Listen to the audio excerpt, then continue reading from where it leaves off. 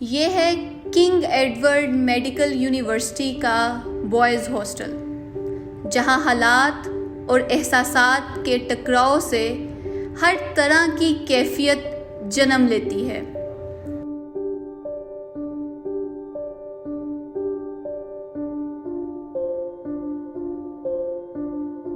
یہ ہے میری اور آپ کی گھر سے دور بیزاری، اکتاہٹ، اداسی، تنہائی، پڑھائی اور کیریئر کے سٹریس اور اوائل جوانی کے ایموشنل ڈیمیج کی مشترکہ داستان۔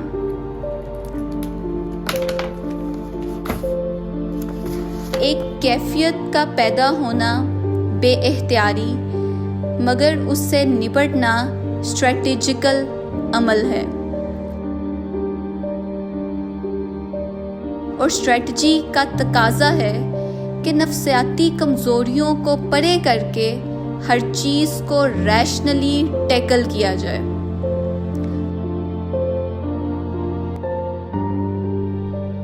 مگر المیہ یہ ہے کہ ہمارے ہاں لڑکوں نے ہر نفسیاتی، جذباتی اور پڑھائی متعلقہ مسائل کا حل نارکوٹکس میں ڈھونڈ رکھا ہے۔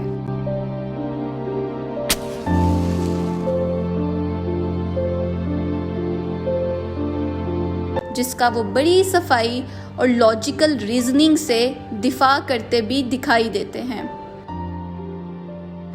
مگر ان کا یہ نان جسٹیفائیبل ایکٹ ان کو مزید دلدل میں گھسیٹتا ہوا چلا جاتا ہے۔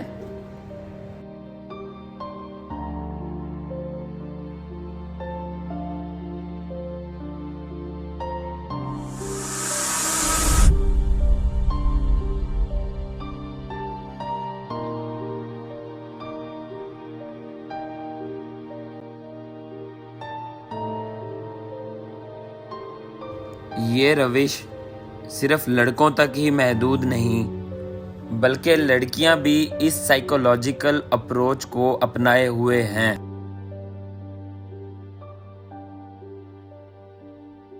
ان سے ملیے، یہ ہیں فاطمہ۔ یہ ہم میں سے ہر ایک کی بھرپور عکاسی کر رہی ہیں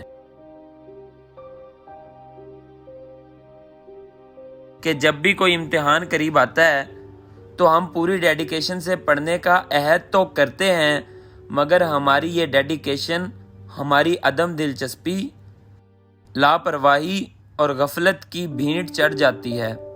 نہ ہم پڑھ پاتے ہیں، نہ خود کو اس چنگل سے آزاد کر پاتے ہیں۔ ملا کی دوڑ مسجد تک کے مصداق ہم سوشل میڈیا کی دنیا میں فرار ڈھونڈنے لگتے ہیں۔ ہماری یہ غیر سنجیدگی ہمیں ایک ویشیس سائیکل میں دھکیل دیتی ہے، اور ہم پڑھنے کی کوشش اور فرار کے جتن کے درمیان گھڑیال کی طرح ڈولنے لگتے ہیں۔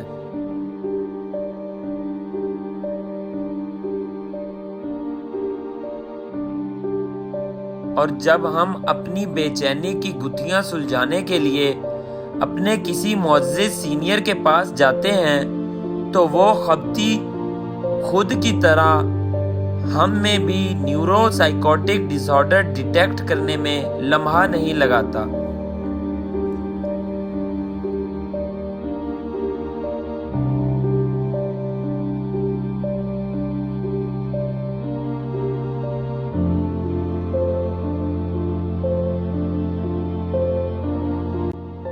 پڑھائی میں دل نہ لگنے اور ڈیلی لائف فرسٹریشنز کو ڈپریشن کا نام دینا وتیرہ بن چکا ہے، اور صرف یہی نہیں، سیلف میڈیکیشن جیسی ان پروفیشنلزم کا بے تحاشا مظاہرہ کیا جاتا ہے، جس سے ڈپریشن جیسے سنگین مسئلے کے ریئل وکٹمز بہت سی پیچیدگیوں کا شکار ہو جاتے ہیں۔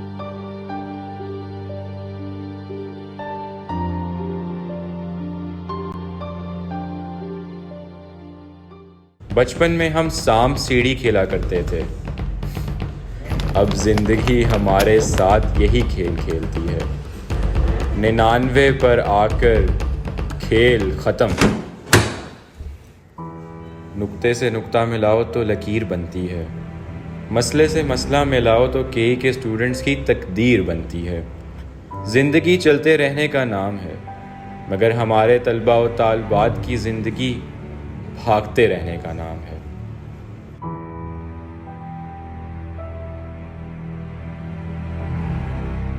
کبھی ٹیسٹ فیل، کبھی ایگزام سے ڈیبار، دفتری امور کے لیے اسٹوڈنٹ سیکشن چلے جاؤ تو ہمیں اتنا ہی بھاؤ ملتا ہے جتنا شاہی دربار میں غریب کی فریاد کو۔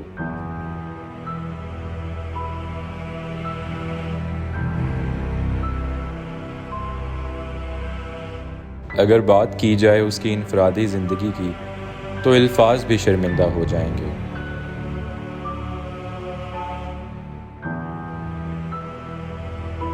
اس پوری صورتحال سے گزرنے کے بعد جب وہ اپنے مایوس اور افسردہ دل کے ساتھ اپنے اندر کا غبار نکالنے کے لیے کسی شفیق کندھے کی تلاش میں نکلتا ہے تو لوگوں کے ہجوم میں خود کو تنہا پاتا ہے۔ ایک ہجوم دوستاں میں عمر بھر تنہا رہا، ایک ہجوم دوستاں میں عمر بھر تنہا رہا، اس سے اندازہ کرو میں کس قدر زندہ رہا۔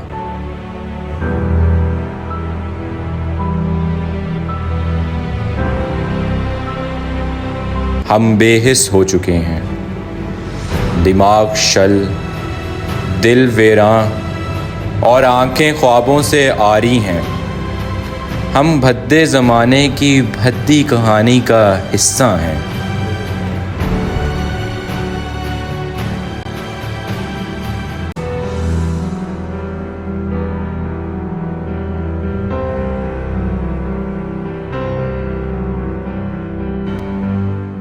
اس ڈاکومنٹری کا مقصد آپ سب کو صرف یہ باور کرانا ہے کہ انسان کسی بھی فیلڈ کا طالب علم ہو، وہ کسی بھی طرح کے سرکمسٹانسز سے گزر رہا ہو، اس کی ذہنی اور نفسیاتی کیفیت کسی بھی طرح کی ہو، وہ کسی بھی کنارے پہ کھڑا ہو، ہر سچویشن سے ڈیل کرنے کا ایک نفیس طریقہ ہوا کرتا ہے۔